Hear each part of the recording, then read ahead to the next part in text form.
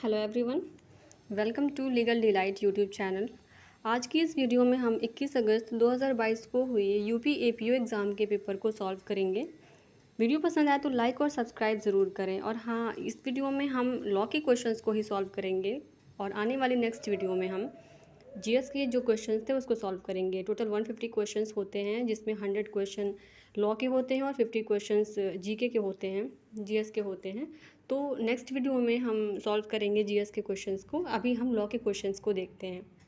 तो चलिए वीडियो शुरू करते हैं। सबसे पहला क्वेश्चन है, क्वेश्चन नंबर 51। 50 तक तो 1 से 50 तक तो क्वेश्चन जीएस के होते हैं और 51 टू 150 क्वेश्चंस लॉ के होते हैं। तो क्वेश्चन 51 ये सेट सी है। तो क्वेश्चन नंबर पहला है, भारतीय दंड संहिता 1860 की किस धारा में स्वेच्छा शब्द को परिभाषित किया गया है? तो धारा 39, धारा 39 जो है ऑप्शन सी होगा, इसमें स्वेच्छा शब्द को परिभाषित किया गया है। क्वेश्चन नंबर 52, स्थानीय अधिकारिता शब्द को दंड प्रक्रिया संहिता 1973 की किस धारा के अंतर्गत परिभाषित किया गया है? तो लोकल जुरिस्डिक्शन को सेक्शन 2J में परिभाषित किया गया है CRPC 1973 के। तो ऑप्शन डी सही होगा यहाँ पर। क्वेश्चन नंबर 53, भारतीय साक्ष्य अधिनियम 1872 की धारा 41 में निम्न में से किस प्रकार की अधिकारिता का उल्लेख नहीं किया गया है? तो राजस्व विषयक जो अधिकारिता है, ऑप्शन सी, इसका उल्लेख नहीं किया गया है। क्वेश्चन नंबर 54, भारतीय दंड संहिता 1860 में डकैती के लिए तैयारी करना दंडनीय है। तो ऑप्शन डी सही होगा। 399 के अंतर्गत बताया गया है डकैती के लिए तैयारी। क्वेश्चन नंबर 59 है, दंड प्रक्रिया संहिता का कौन सा प्रावधान बंदी प्रत्यक्षीकरण रिट के सदृश है? तो सेक्शन 97 जो है वो बंदी प्रत्यक्षीकरण रिट के सदृश है। ऑप्शन डी सही होगा यहाँ। क्वेश्चन नंबर 56, भारतीय साक्ष्य अधिनियम 1872 की कौन सी धारा द्वितीयक साक्ष्य की ग्राह्यता का प्रावधान करती है? तो यहाँ ऑप्शन ए सही होगा। 65 जो सेक्शन है वो ग्राह्यता के बारे में, सेकेंडरी एविडेंस की एडमिसिबिलिटी के बारे में बताता है। क्वेश्चन नंबर 57, निम्नलिखित में से कौन सा संयोजन सही सुमेलित है? तो यहाँ पर सुमेलित करना है। तो यहाँ 3 ऑप्शन गलत हैं, एक सही है। वसुदेव बनाम पेप्सू राज्य जो है ये ऑप्शन सही है, ये धारा 86 से संबंधित है। इंग्लिश में भी क्वेश्चंस लिखे हुए हैं और राइट आंसर्स लिखे हुए हैं। जिस किसी को भी अगर इंग्लिश में देखना हो अगर तो वो देख सकता है। ये दोनों ही लैंग्वेज में मैंने पेपर अपलोड किया है। क्वेश्चन नंबर 58, निम्नलिखित में से पुलिस अधिनियम 1861 की कौन सी धारा विशेष पुलिस अधिकारियों की शक्ति से संबंधित है? तो ऑप्शन बी सही होगा। धारा 18 जो है वो विशेष पुलिस अधिकारियों की शक्ति से संबंधित है। क्वेश्चन नंबर 59, इसमें सुमेलित करना है, आप देख लीजिएगा, सुमेलित कर लीजिएगा। इसका ऑप्शन सी सही होगा। क्वेश्चन नंबर 60, भारतीय दंड संहिता 1860 के अंतर्गत पति द्वारा अपनी पत्नी के साथ पृथ्वीकरण के दौरान संभोग दंडनीय है। तो ये ऑप्शन ए सही है। यहाँ पर 376 बी के अंतर्गत बताया गया है कि जब सेपरेशन के थ्रू जब कोई सेक्सुअल एक्टिविटीज़ की जाती है अपनी ही वाइफ के साथ, तो ये पनिशेबल है अंडर सेक्शन 376 बी के। क्वेश्चन नंबर 61, निम्नलिखित में से भारतीय साक्ष्य अधिनियम की कौन सी धारा आंखिक हस्ताक्षर की राय की सुसंगति से संबंधित है? तो यहाँ पर यहाँ ऑप्शन ए सही होगा। 47A जो है वो डिजिटल सिग्नेचर के बारे में बताती है। क्वेश्चन नंबर 62, दंड प्रक्रिया संहिता संशोधन अधिनियम 2005 की धारा 459 के अंतर्गत 459 के अंतर्गत 10 रुपये से कम शब्दों को प्रतिस्थापित किया गया है। तो 500 रुपये से प्रतिस्थापित किया गया है। ऑप्शन सी सही होगा।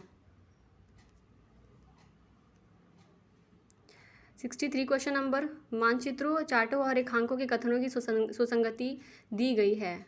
तो ऑप्शन सी सही होगा यहाँ। इसमें 36 में जो एविडेंस एक्ट की धारा 36 है उसमें मानचित्रों, चार्टों और रेखांकों के कथनों की सुसंगति के बारे में बताया गया है। नेक्स्ट क्वेश्चन 64, किसी अपराध का दुष्प्रेरण यदि दुष्प्रेरित कार्य परिणाम में किया गया है और जहां इसके दंड के लिए कोई स्पष्ट प्रावधान नहीं किया गया है, किस धारा के अंतर्गत आता है? तो ऑप्शन सी सही है, भारतीय दंड संहिता 1860 की धारा 109 के अंतर्गत आता है। Question number 65, Uttar Pradesh police विनियमन का कौन सा अध्याय घुड़सवार पुलिस से संबंधित है? यानी माउंटेड पुलिस से संबंधित जो अध्याय है वो अध्याय 8 है, यानी कि चैप्टर 8 है। ऑप्शन डी सही होगा यहाँ।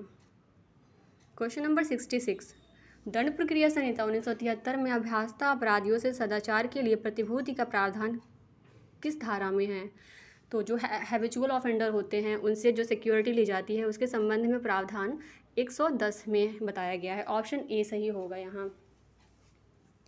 क्वेश्चन नंबर 67, पुलिस अधिनियम 1861 की कौन सी धारा जिला पुलिस अधीक्षक को त्योहारों के अवसर पर सड़कों पर संगीत की ध्वनि को नियंत्रित करने की शक्ति प्रदान करती है?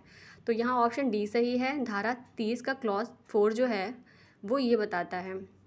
नेक्स्ट क्वेश्चन 65, भारतीय दंड संहिता 1860 की निम्नलिखित धाराओं में से कौन सी धारा एकांत परिरोध से संबंधित है? तो धारा 73, ऑप्शन डी सही होगा, ये एकांत परिरोध से संबंधित है। Question number 69, Uttar Pradesh police विनियमन के किस पैरा में वर्णित प्रावधान को निरसित किया गया है कि लोक अभियोजक के नियंत्रण में पुलिस रहेगी? तो ये पैरा 39 में बताया गया है। ऑप्शन डी सही है। क्वेश्चन 70, क्वेश्चन नंबर, दंड प्रक्रिया संहिता 1973 की धारा 433 के अंतर्गत दंडादेश के लघुकरण की शक्ति निम्न में से किसके पास है? तो एप्रोप्रिएट गवर्नमेंट के पास ये शक्ति होती है, समुचित सरकार के पास। ऑप्शन ए सही है। भारतीय साक्ष्य अधिनियम 1872 की किस धारा के अंतर्गत प्रश्न करने या कोई दस्तावेज पेश करने का आदेश देने की न्यायाधीश की शक्ति का उपबंध है?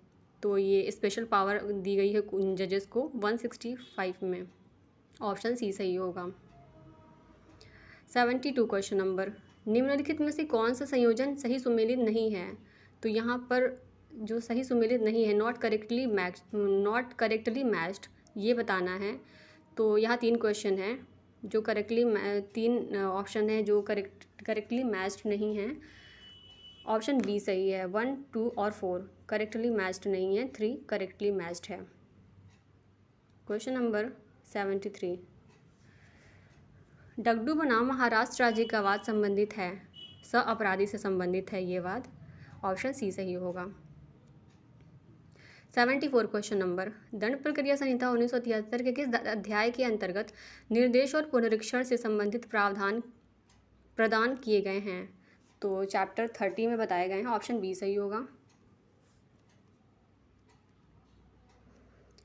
75 क्वेश्चन नंबर, निम्न में से भारतीय साक्ष्य अधिनियम 1872 की कौन सी धारा कहती है कि स्वीकृत तथ्यों को साबित करने की आवश्यकता नहीं होती है? तो इस बारे में प्रावधान धारा 58 में किया गया है। तो ऑप्शन डी सही होगा यहाँ।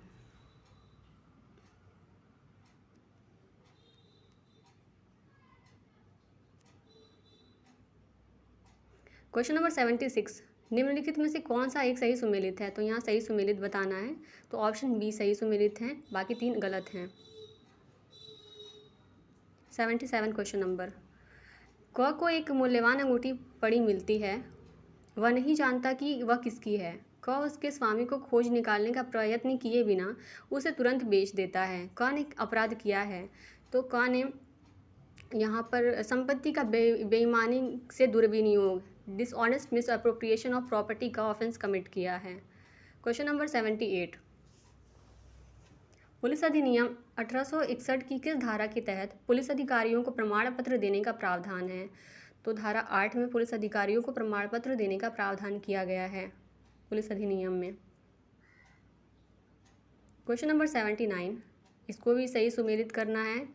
तो ऑप्शन डी सही होगा, आप मिला लीजिएगा। इसका राइट आंसर ऑप्शन डी होगा।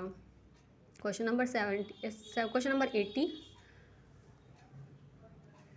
दंड प्रक्रिया संहिता 1973 की धारा 409 409 के अंतर्गत निम्नलिखित में से किसके पास मामले को वापस लेने की शक्ति है? तो यहाँ ऑप्शन ए सही होगा, सेशन जज के पास मामले को वापस लेने की शक्ति है धारा 409 के तहत।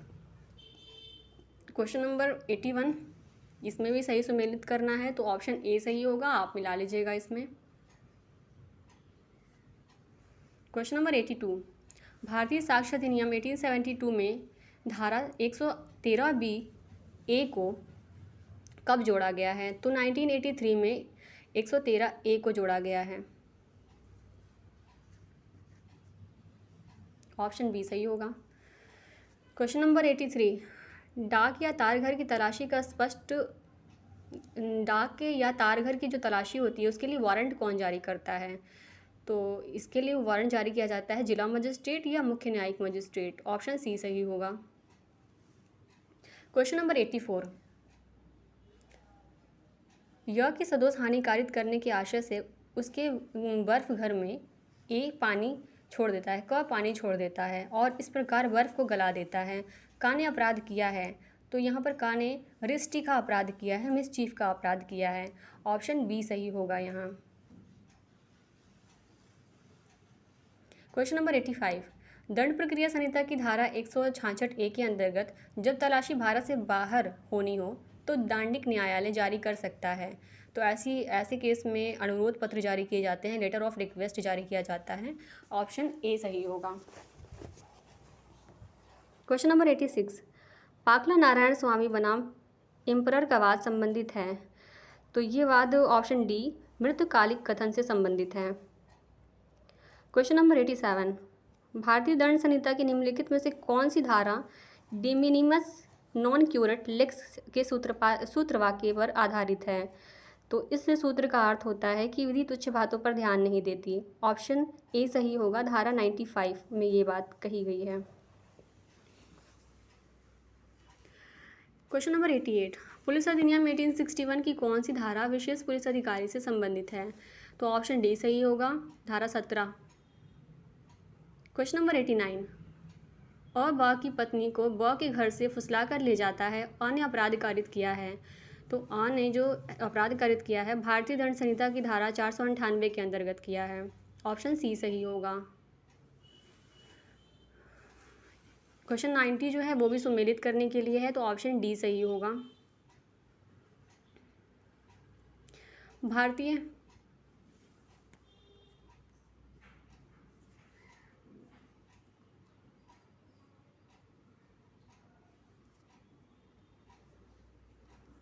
एक मिनट,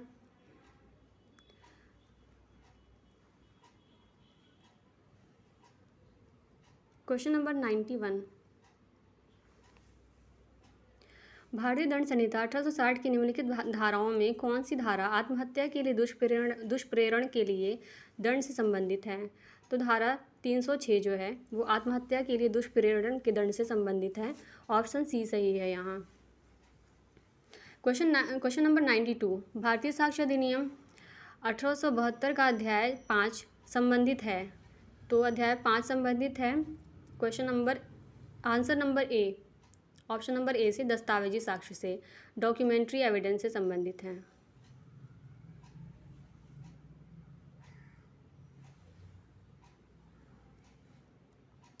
क्वेश्चन नंबर 93, निम्नलिखित में से कौन सा सही सुमेलित नहीं है? तो इसमें नॉट करेक्टली मैच्ड बताना है। तो यहाँ ऑप्शन बी मैच नहीं कर रहा है क्योंकि मजिस्ट्रेट द्वारा गिरफ्तारी सेक्शन 44 में बताया गया है, ना कि 45 में। ऑप्शन बी यहाँ करेक्टली मैच्ड नहीं है।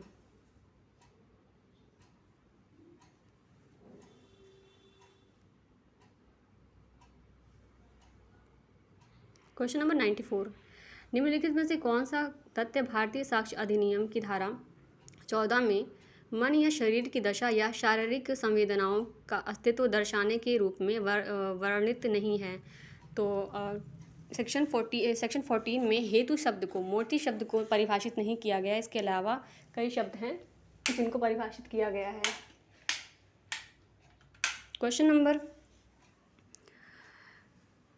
95 है, धारा 436A दंड प्रक्रिया संहिता 1973 के अंतर्गत अभियुक्त को जमानत पर छोड़ने के लिए कारावास न्यूनतम अवधि क्या होगी? तो 1/2 होगी यहाँ। ऑप्शन ए सही है, ऑप्शन बी सही है, सॉरी ऑप्शन बी सही है, 1/4 होगी, 1/2 होगी, ऑप्शन बी। क्वेश्चन नंबर 96, 5 या अधिक सदस्यों की विधि विरुद्ध जमाओं के एक सदस्य द्वारा किसी सामान्य उद्देश्य को अग्रसर करने की गई हिंसा का प्रयोग गठित करेगा। क्वेश्चन को फिर से पढ़ देती हूँ। Use of violence by a member of an unlawful assembly of 5 और more persons in furtherance of common object will constitute. तो ये क्या कॉन्स्टिट्यूट करता है? ये राइट कॉन्स्टिट्यूट करता है, बलवा कॉन्स्टिट्यूट करता है। ऑप्शन डी सही होगा। Question number 97, Uttar Pradesh police regulation के पैरा 170 के अनुसार लोक अभियोजक माल खाने का निरीक्षण करेगा तो 1 महीने में 1 बार करेगा। ऑप्शन ए सही होगा। क्वेश्चन नंबर 98, अंकीय हस्ताक्षर के सत्यापन के बारे में संबंधित प्रावधान भारतीय साक्ष्य अधिनियम 1872 की किस धारा में दिया गया है? तो जो डिजिटल सिग्नेचर के बारे में प्रावधान भारतीय साक्ष्य अधिनियम की धारा 73A में दिया गया है। ऑप्शन बी सही होगा। क्वेश्चन नंबर 99, भारतीय दंड संहिता 1860 की किस धारा के अंतर्गत लुटेरों या डकैतों को संशय देने के लिए शास्ति का प्रावधान किया गया है? तो 216A, ऑप्शन डी सही होगा, इस बारे में प्रावधान किया गया है। क्वेश्चन नंबर 100, एक आपराधिक कार्यवाही में आरोप विरचित किया जाता है तो न्यायालय द्वारा किया जाता है। ऑप्शन सी सही है। क्वेश्चन नंबर 101, दवाओं में मिलावट भारतीय दंड संहिता 1860 की किस धारा के अंतर्गत दंडनीय है? तो ऑप्शन डी सही होगा, 274 के अंतर्गत इसको दंडनीय बनाया गया है।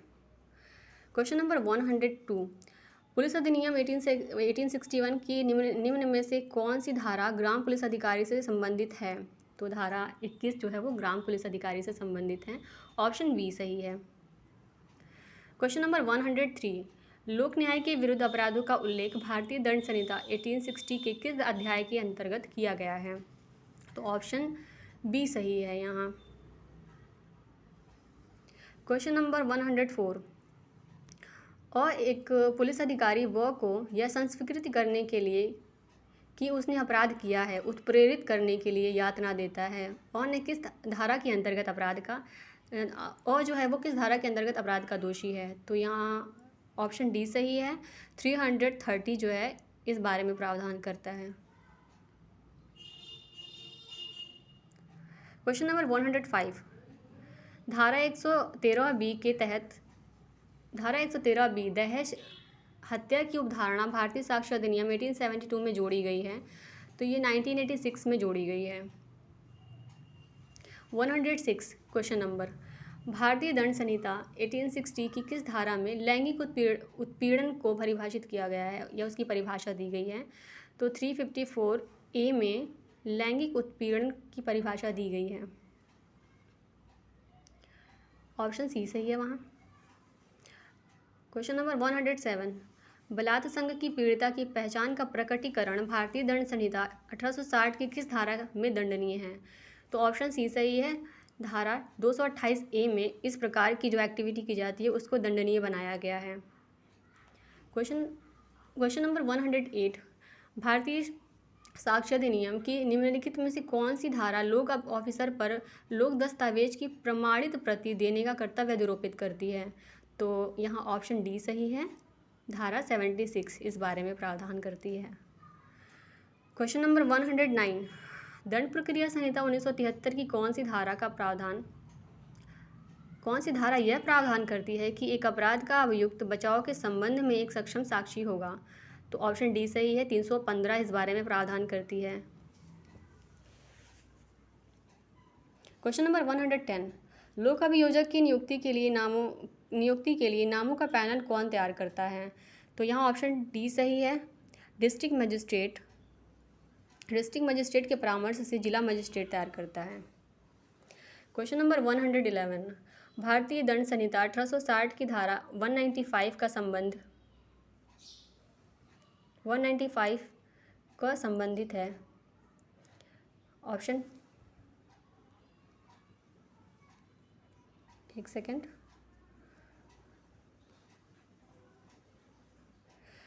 क्वेश्चन नंबर 111 फिर से पढ़ देती हूँ।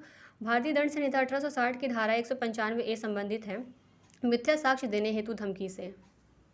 Option B. क्वेश्चन नंबर 112, पुलिस अधिनियम 1861 की निम्नलिखित में से किस धारा में सामान्य डायरी से संबंधित उपबंधों का प्रावधान है? तो धारा 44 में इस बारे में प्रावधान है। सामान्य डायरी से संबंधित प्रावधान 44 में बताया गया। ऑप्शन सी सही है। क्वेश्चन नंबर 113, दंड प्रक्रिया संहिता 1973 की निम्नलिखित धाराओं में से किस धारा के अधीन अभियुक्त को मजिस्ट्रेट द्वारा पुलिस रिपोर्ट तथा अन्य दस्तावेजों की प्रतिलिपि प्रदान की जाती है? तो यहाँ ऑप्शन सी सही है। 207 में इस बारे में प्रावधान किया गया है।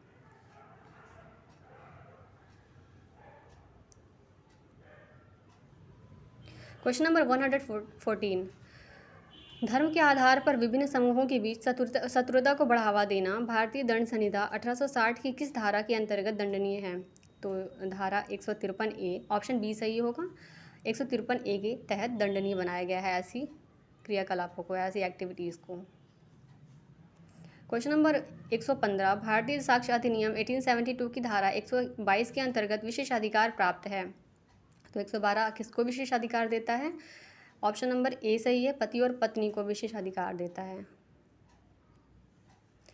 116 क्वेश्चन नंबर, निम्नलिखित में से किस अपराध विधि संशोधन अधिनियम द्वारा भारतीय दंड संहिता 1860 की धारा 100 में खंड 7वां जोड़ा गया है? तो ऑप्शन बी सही है, अपराध विधि संशोधन अधिनियम 2013 द्वारा इसमें धारा 100 में खंड 7वां जोड़ा गया है। क्वेश्चन नंबर 117, आर बनाम लूमले भारतीय साक्ष्य अधिनियम 1872 की किस धारा के संबंध एक ऐतिहासिक फैसला है? संबद्ध एक ऐतिहासिक फैसला है। ऑप्शन ए सही है, धारा 107 से संबंधित है ये।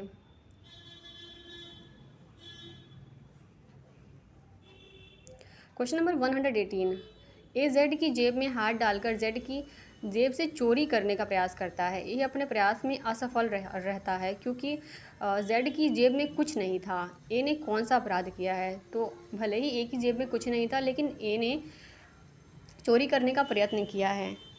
ये ऑप्शन बी सही होगा यहाँ।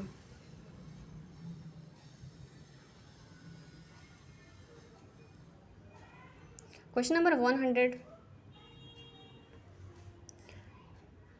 एक second, question number 119, Uttar Pradesh police regulation की कौन सी पैरा फरार अपराधियों के बारे में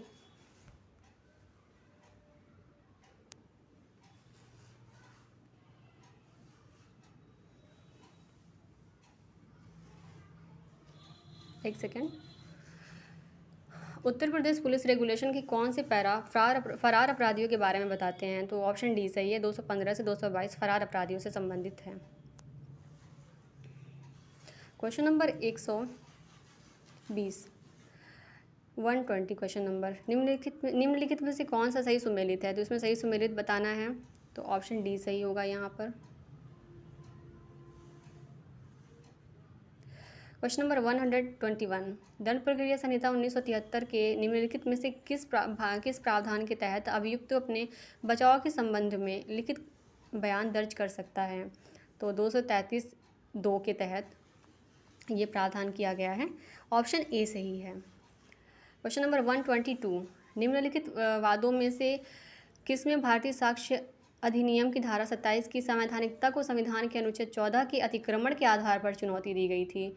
तो ऑप्शन बी सही है, उत्तर प्रदेश राज्य बनाम देवमन उपाध्याय के मामले में 14 की बेसिस पर चैलेंज किया गया था। ऑप्शन बी सही है। क्वेश्चन नंबर 123, दंड प्रक्रिया संहिता 1973 की निम्नलिखित में से किस धारा में विधिक सहायता का प्रावधान किया गया है? तो ऑप्शन सी सही है, 304 में विधिक सहायता के बारे में प्रावधान किया गया है। Question number 124, Uttar Pradesh police विनियमन का कौन सा अध्याय गिरफ्तारी, जमानत और अभिरक्षा से संबंधित है? तो यहाँ ऑप्शन सी सही होगा। क्वेश्चन 125, भारतीय भारतीय दंड संहिता की कौन सी धारा थल सेना, नौसेना तथा वायु सेना से संबंधित अपराधों के बारे में प्रावधान करती है? तो ऑप्शन डी सही है, धारा 131 से लगाए 140 तक इस बारे में प्रावधान करती है। क्वेश्चन नंबर 126, दंड प्रक्रिया संहिता 1973 की किस धारा में जुर्माना देने में व्यतिक्रम होने पर कारावास के दंडादेश की व्यवस्था की गई है? तो धारा 30(1) में इस बारे में व्यवस्था की गई है। ऑप्शन सी सही होगा। क्वेश्चन नंबर 127, भारतीय साक्ष्य अधिनियम के अंतर्गत दिए गए शब्द की परिधि में अधोलिखित में से कौन सा सम्मिलित नहीं है? तो विवाचन संबंधित नहीं है। ऑप्शन सी सही होगा। अब जो नेक्स्ट क्वेश्चन है 128, ये भी मिलाने वाला क्वेश्चन है, तो आप मिला लीजिएगा इसको। ऑप्शन सी सही होगा। क्वेश्चन नंबर 129, भारतीय साक्ष्य अधिनियम 1872 की कौन सी धारा आपराधिक मामलों से संबंधित नहीं है? तो ऑप्शन डी सही है, धारा 23 जो है वो आपराधिक मामलों से संबंधित नहीं है, ये सिविल मामलों से संबंधित है। क्वेश्चन नंबर 130, दंड प्रक्रिया संहिता की किस धारा के अंतर्गत किसी फरार व्यक्ति के लिए उद्घोषणा जारी की जा सकती है? तो ऑप्शन बी सही है, धारा 82 में फरार व्यक्ति के संबंध में उद्घोषणा जारी करने से संबंधित है। क्वेश्चन नंबर 131, घातक आयुध से सज्जित होकर बलवा करना भारतीय दंड संहिता 1860 की किस धारा के अंतर्गत दंडनीय है? तो ऑप्शन ए सही होगा, 148 के अंतर्गत इसको दंडनीय बनाया गया है। क्वेश्चन नंबर 132, निम्नलिखित में से पुलिस रेगुलेशन का कौन सा पैरा उपबंधित करता है कि पुलिस थानाध्यक्ष का यह व्यक्तिगत कर्तव्य है कि वह विकृत चित्त व्यक्ति को दूसरे व्यक्ति के साथ एक ही सेल में ना रखे? तो इस बारे में प्रावधान किया गया है पैरा 161 में। ऑप्शन बी सही है। क्वेश्चन नंबर 133, क य को राजमार्ग पर मिलता है, एक पिस्तौल दिखलाता है और ब की थैली मांगता है। परिणाम स्वरूप यह अपनी थैली दे देता है। क ने अपराध किया है, तो क ने लूट का अपराध किया है। ऑप्शन बी सही है। क्वेश्चन नंबर 134, अधोलिखित में से कौन सा वाद मृत्युकालीन कथन से संबंधित है? तो क्वीन वर्सेस अब्दुल्ला केस मृत्युकालीन कथन से संबंधित है। ऑप्शन बी सही है। क्वेश्चन नंबर 135, दंड प्रक्रिया संहिता 1973 की निम्न में से कौन सी धारा किसी पुरुष पुलिस अधिकारी को महिला की गिरफ्तारी के समय उसके शरीर को छूने से प्रतिबंधित करती है? तो ऑप्शन बी सही है, धारा 46 का 1 उसका परंतुक 46(1) का परंतुक इस बारे में प्रावधान करता है कि जब महिला की गिरफ्तारी की जाएगी तो उसमें पुरुष उसके शरीर को नहीं छुएगा और उसकी गिरफ्तारी महिला पुलिस अधिकारी द्वारा ही की जाएगी। हालांकि इसके अपवाद भी हैं, कुछ ऐसी परिस्थितियां हैं जब प्रायर परमिशन लेकर की जा सकती है। कुछ अपवाद भी इसके हैं, ये आप पढ़ लीजिएगा। 136 क्वेश्चन नंबर, ख की हत्या के लिए क का विचारण किया जाता है। ये तथ्य कि क ने ग की हत्या की कि ख जानता था कि क ने ग की हत्या की है और ख ने अपनी इस जानकारी को लोक विदित करने की धमकी देकर क से धन उद्धापित करने का प्रयत्न किया था, सुसंगत है। धारा 8 के अंतर्गत इस एक्टिविटी को सुसंगत माना गया है। ऑप्शन सी सही है। क्वेश्चन नंबर 137, भारतीय दंड संहिता 1860 की किस धारा के आधार पर या एक जल्लाद जो किसी कैदी को न्यायालय के आदेश पर फांसी देता है आपराधिक दायित्व से मुक्त है? तो ऑप्शन बी सही है, 78 जल्लाद को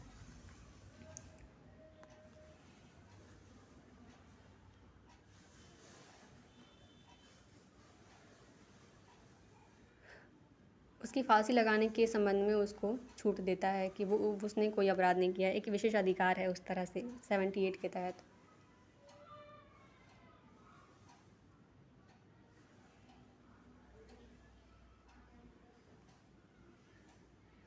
तो इस केस में वो आपराधिक दायित्व से मुक्त हो जाता है 78 के तहत।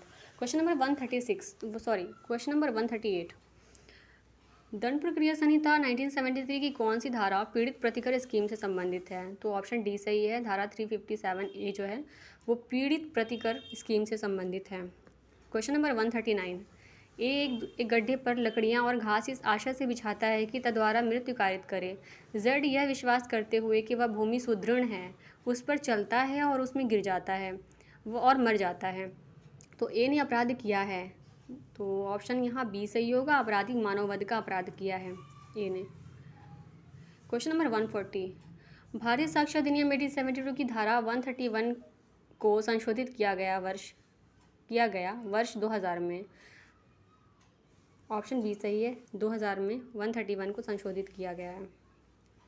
क्वेश्चन नंबर 141 ये सुमेलित करने के लिए है, तो ऑप्शन बी सही होगा, आप इसे सुमेलित कर लीजिएगा। क्वेश्चन नंबर 142, अगर वीडियो पसंद आए तो लाइक ज़रूर करें और सब्सक्राइब करना ना भूलें, और आप ये ज़रूर बताना कि नेक्स्ट वीडियो किस टॉपिक पर चाहिए और किस लॉ से रिलेटेड अगर किसी स्टेट का पेपर चाहिए आपको तो ये भी ज़रूर कमेंट सेक्शन में बताना। मैं नेक्स्ट वीडियो ज़रूर लेकर आऊँगी उस टॉपिक पर। क्वेश्चन नंबर 142, पुलिस अधिनियम 1861 के अंतर्गत निम्नलिखित में से कौन सा शब्द ढोर मवेशी में सम्मिलित नहीं है? तो कुत्ता ए को मवेशी या ढोर में सम्मिलित नहीं किया गया है। क्वेश्चन नंबर 143, निम्नलिखित में से कौन सा एक सही सुमेलित नहीं है? तो इसमें भी सही सुमेलित नहीं बताना है, तो सदोष हानि को बताया गया है, ये सही सुमेलित नहीं किया गया है। बाकी जो 3 हैं वो सही सुमेलित हैं। ऑप्शन बी सही होगा इसका। क्वेश्चन नंबर 144, एक मजिस्ट्रेट जो विधि द्वारा इस निमित्त सशक्त न होते हुए संपत्ति को दंड प्रक्रिया संहिता 1973 की धारा 83 के अंतर्गत कुर्क करता है और उसका विक्रय करता है, उसकी कार्यवाही कैसी होगी? तो ये बताना है, तो उसकी जो कार्यवाही होगी वो शून्य होगी। ऑप्शन सी सही है। क्वेश्चन नंबर 145, भारतीय दंड संहिता 1860 के अंतर्गत इलेक्ट्रॉनिक अभिलेख को यानी कि इलेक्ट्रॉनिक रिकॉर्ड को परिभाषित किया गया है, तो ऑप्शन बी सही है, धारा 29A में परिभाषित किया गया है। क्वेश्चन नंबर 146, निम्नलिखित में से कौन सा सही सुमेलित नहीं है? तो इसमें भी सही सुमेलित नहीं है, वो बताना है। तो वृत्तिक संसूचनाएं जो होती हैं वो सही सुमेलित नहीं है, इसमें 124 में नहीं दिया है, इसका ऑप्शन डी सही होगा। क्वेश्चन नंबर 147, निम्नलिखित में से कौन सा सही सुमेलित नहीं है? तो इसमें भी सही सुमेलित नहीं है, वो बताना है। चोरी को कहाँ परिभाषित किया गया? 388 में परिभाषित नहीं किया गया है, ए में। ये ए ऑप्शन सही होगा। बाकी ये 3 सही परिभाषित किए गए हैं। चोरी का जो केस है वो इसके 388 में नहीं आता है। Question number 148, Uttar Pradesh police विनियमन के किस पैरा के अंतर्गत यह कहा गया है कि गंभीर रूप से घायल व्यक्ति का मृत्युकालिक कथन तत्काल दर्ज किया जाना है? तो पैरा 115 में कहा गया है, ऑप्शन ए सही होगा। क्वेश्चन नंबर 149, दंड प्रक्रिया संहिता 1973 की धारा 306 में सह अपराधी को क्षमादान दिए जाने का प्रावधान किया गया है जब वह उस अपराध के संबंध में सही तथ्यों का प्रकटन करने का वचन देता है, तो ऑप्शन बी सही होगा। Question number 150, Uttar Pradesh police विनियमन का कौन सा अध्याय ग्राम पुलिस से संबंधित है? तो यहाँ चैप्टर 9 ग्राम पुलिस से संबंधित है, ऑप्शन डी सही होगा। अगर वीडियो आपको पसंद आती हो तो लाइक ज़रूर करें और शेयर और सब्सक्राइब करना ना भूलें। और मैं अगली वीडियो में जीएस के पेपर को लेकर आऊँगी, यूपी एपीओ के, और उसके क्वेश्चंस को सॉल्व करूँगी, तो आप सब्सक्राइब करना ना भूलें। मिलती हूँ नए वीडियो में, अगले वीडियो में, और अपकमिंग वीडियोज़ के लिए प्लीज़ चैनल को सब्सक्राइब कर दें। तब तक के लिए बाय बाय।